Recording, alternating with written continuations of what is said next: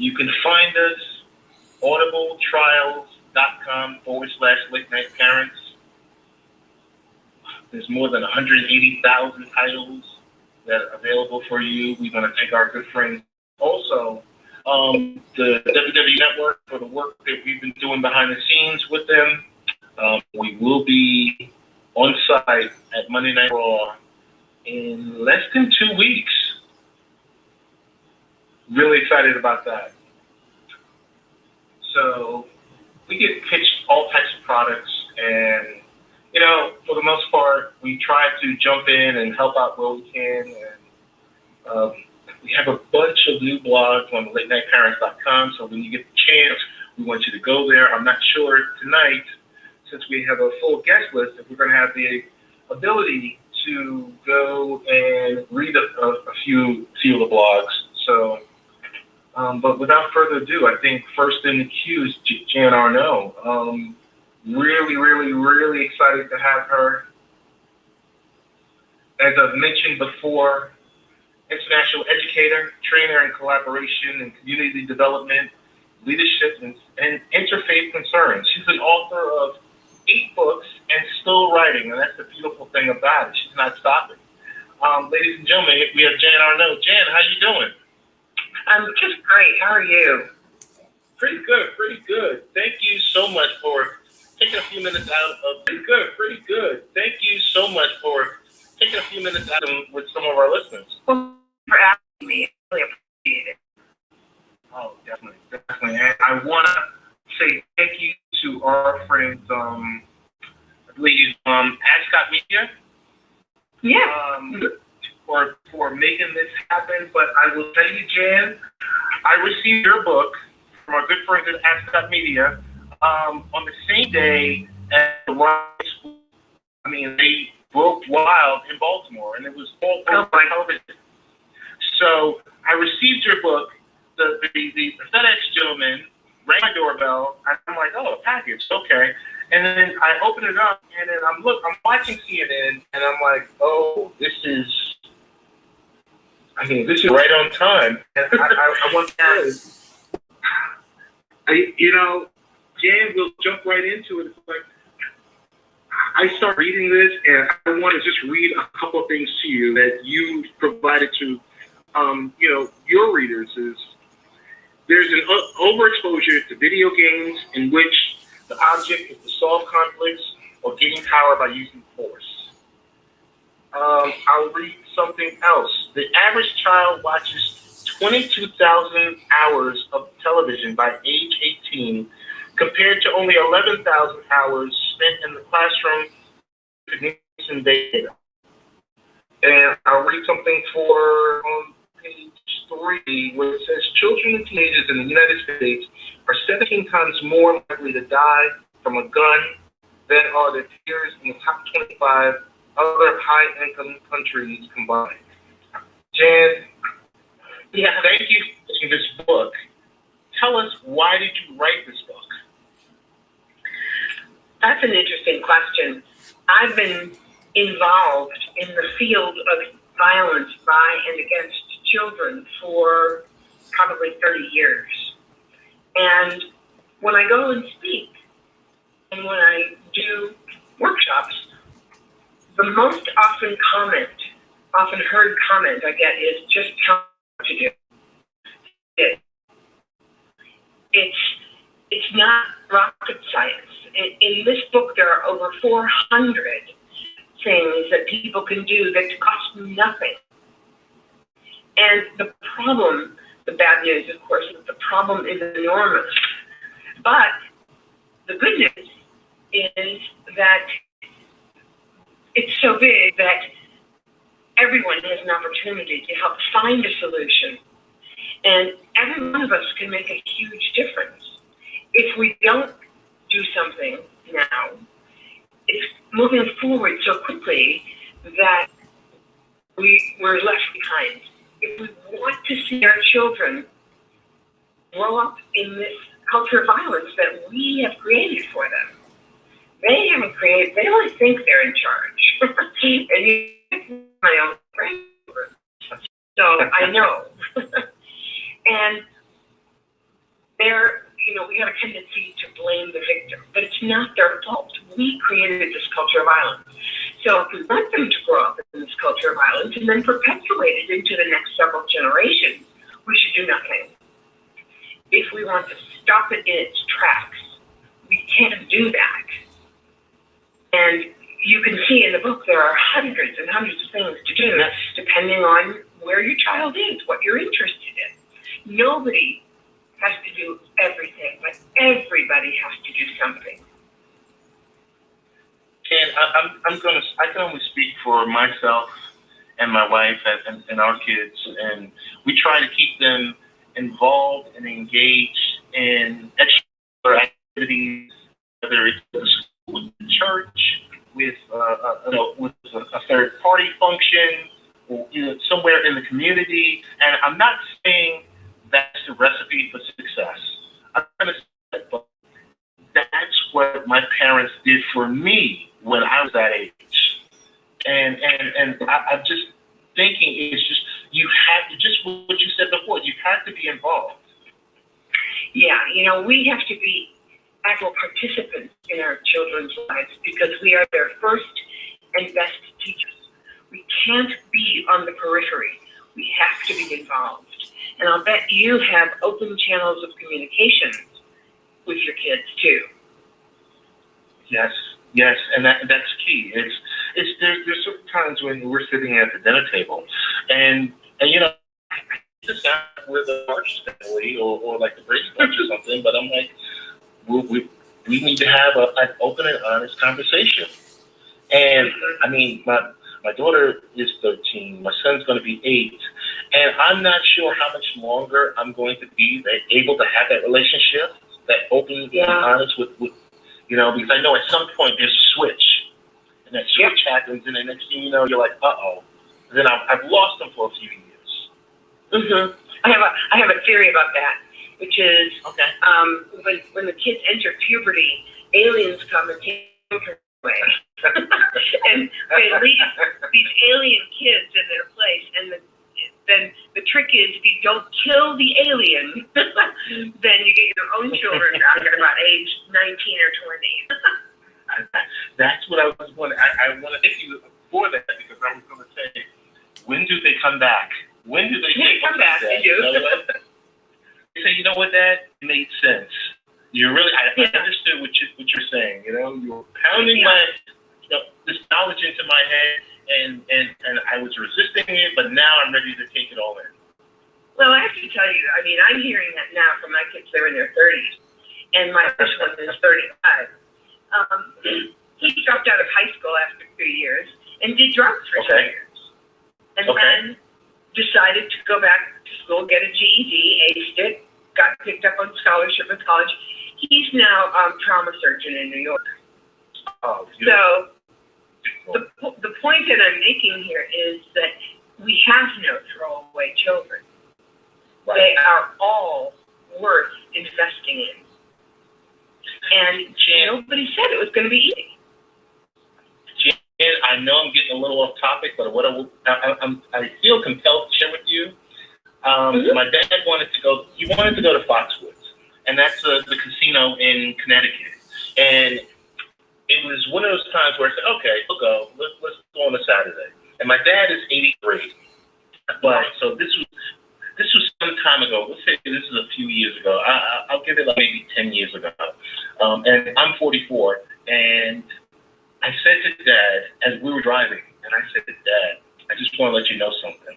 I was like, I hear you.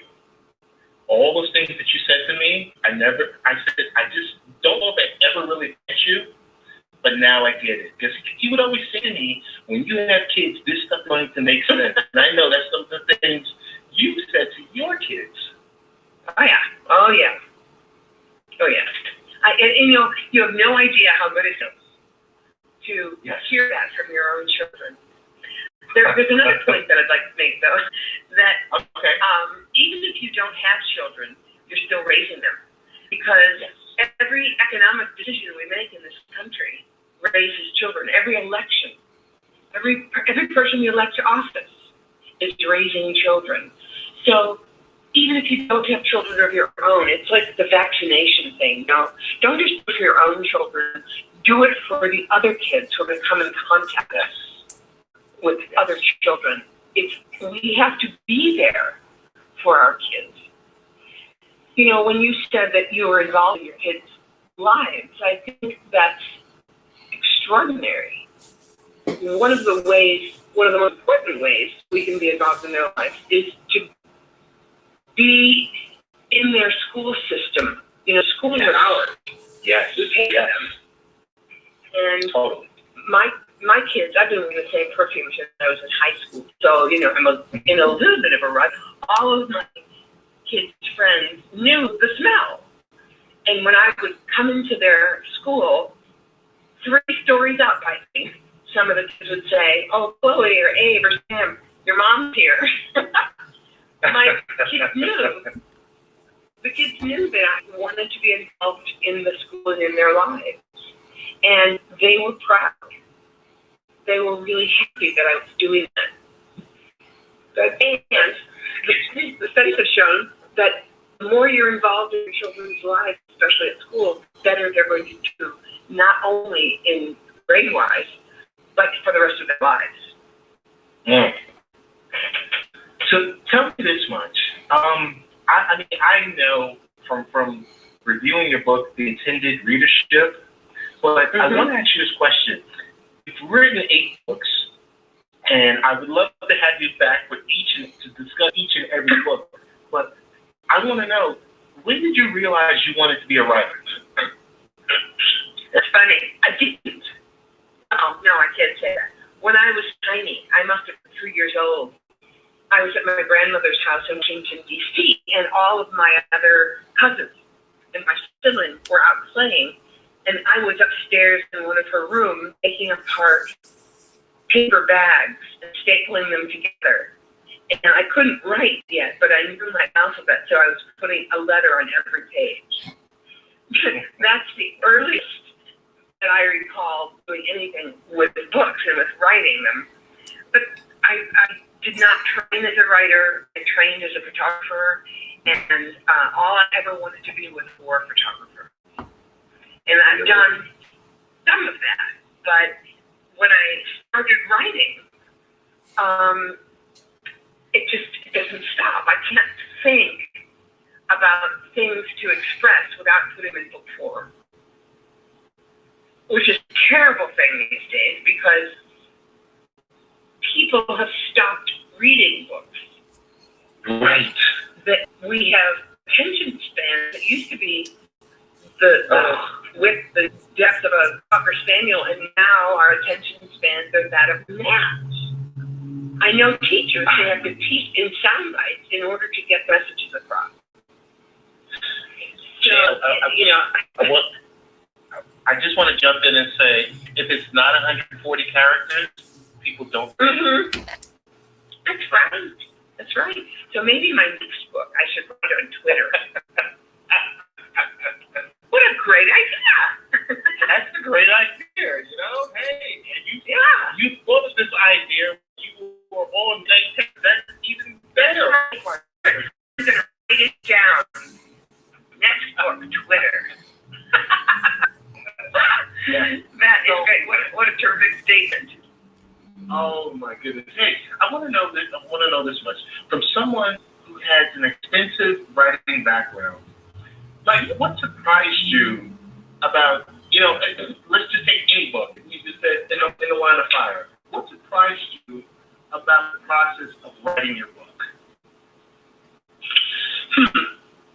Surprised me. I think, I'll tell you. There's whenever I do a book, and I only do nonfiction. I can't write fiction because I can't sit still long enough. You have to be able to sit still and think for long periods of time. And when the kids were little, of course you can't do that. And I never got into the habit of fiction. So all of my nonfiction books are research-based, which means that I have to spend at least a year researching the topics. Gotcha. And I think the way I look at it is that it's the cross between a treasure hunt and a jigsaw puzzle. The treasure hunt is finding all the pieces of research, and then the jigsaw puzzle is putting all of that together in a way that someone else can understand it. And sometimes, here's the surprise part, sometimes there are pieces in that puzzle that don't belong. It's like your kid brother threw the piece in extra from another puzzle. And so you have to have the courage to take some of it out that really doesn't fit and put it in the parking lot for another book or another whatever. That was the surprise. Does that make sense? Oh, totally. Totally. Oh, good. You know, I guess that's one of the reasons why it takes about a year or so to you know, get your thoughts down for it to totally not just make sense to you, but to focus on your readers and to get your point across. Right. This one took 2.5 years from start to finish. Okay. Wow. So it's a labor of love, really. It really is. It really is. I have to say this. I have to ask you this question. So, based on experiences of abuse you had mentioned about your son, what are some signs that parents and or adults should be aware of in their children that would indicate possible abuse or that something else is amiss? Right. Okay. Let's take bullying because bullying is a huge issue and it happens everywhere. If you think the kid is going to a school where there's no bullying, you're wrong. It happens everywhere, all over the world. Japanese, in fact, are the worst at it. But these are some symptoms of bullying and abuse, okay? Being frightened of walking to or from school, changing the usual route to school, begging you to drive them to school, or not even wanting to go to school, feeling ill in the mornings, or those kinds of things. Beginning to cut school or to hide. Doing poorly in schoolwork, so if you notice that your children's grades are dropping, that's one sign. Becoming withdrawn, starting to stammer, lacking confidence. I've seen a lot of girls in particular who start out as really confident and then they're being bullied or even cyberbullied, and their confidence drops. Attempting suicide, of course. There are many kids who have attempted and who have completed suicide because of bullying. Crying themselves to sleep, having nightmares, refusing to say what's wrong. And this is where that communication line with your child needs to be open, and not just now, not just starting now, you know. Right. Refusing, if the child is little, to be washed in the tub or showered by you. This is a big one, because if the child has been physically abused, there will be bruises. Child might not want anyone to see those. They might have unexplained cuts or scratches or bruises. Becoming aggressive or unreasonable. Hurting themselves, of course, by cutting or burning or developing eating disorders and feeling helpless and exhibiting low self-esteem. These are all symptoms of bullying and abuse, any one of which could be a signal. And of course, G's and more are listed in the book. Jan, I just want to piggyback off of that and say, for my church, for the Youth Christian Congress, I did a cyberbullying seminar. And it was just youth from maybe 7, 8 until about, I had a couple of 18-year-olds in there. Mm-hmm. And I started off by saying, by show of hands, I want you to show me the device, who has a working cell phone. And for the fact that I saw, I can't tell you how many 7, 8, 9-year-olds with functioning cell phones. And I said, oh my goodness. Yeah. And it was just, I was just so perplexed by it because we then went into definitions and we had the open conversation. And I said, you know, give me a definition of bullying. Give me a definition of cyberbullying. Is there an example of it? And they were like, well, no.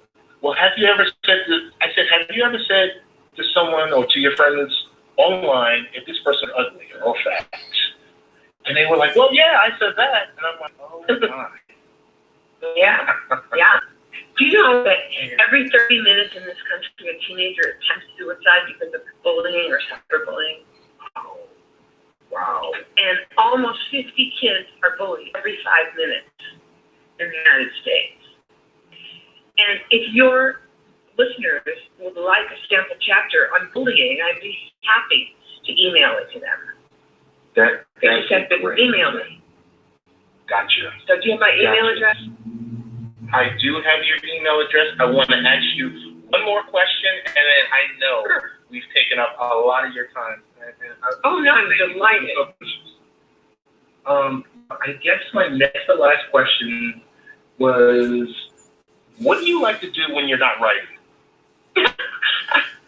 Oh, that's really, I love that question. You know, I like to joke and say my favorite thing to do is lie down. And the second favorite thing to do is lie down and sleep. But I really do like to curl up on the couch and read and knit. Gotcha. You know, very boring things. I garden.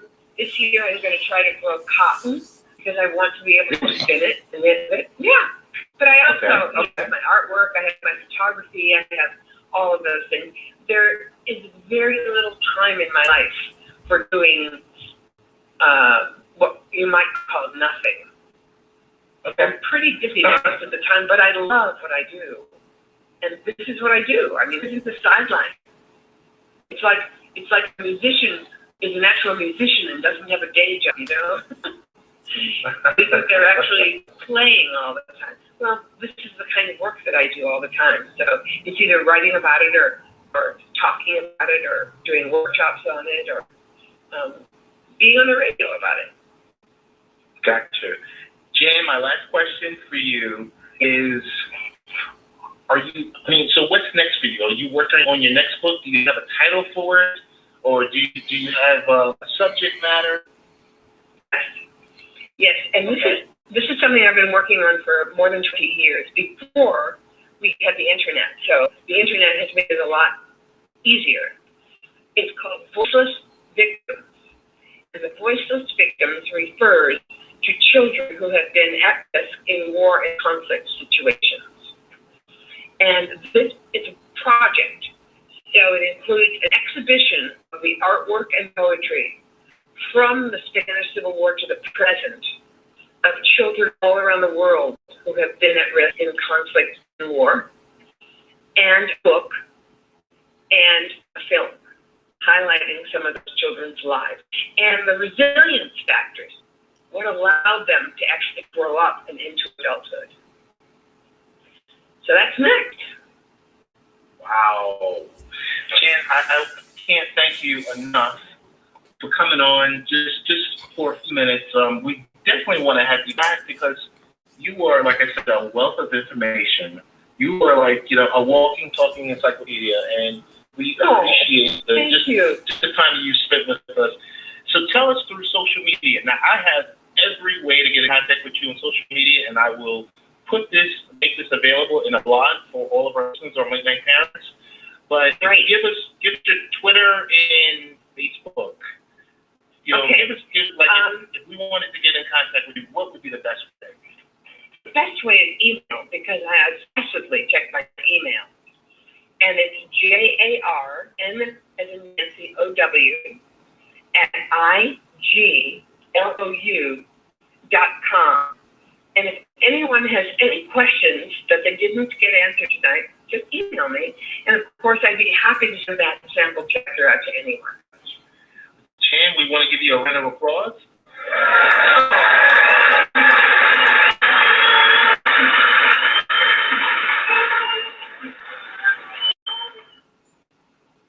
Thank you so much. I love that. I appreciate that. And thank you so much for asking me to be on the show. Hey, any given time, if you ever need a platform, you definitely give us a call, or you send me an email, or through ASCOT, and I will be sending out this interview and along with the blog for you for this experience. Wonderful. Thank you so much. Thank you so much. Thanks so much. You're welcome. Good night. And that was Jan Arnell. Jen was as advertised. Oh my goodness. That is a good friend to ask God, say thank you to them for all that they've done for us tonight. Really appreciate the conversation. I really appreciate the book, In the Line of Fire, Raising Kids in a Violent World. You can find it. Why don't you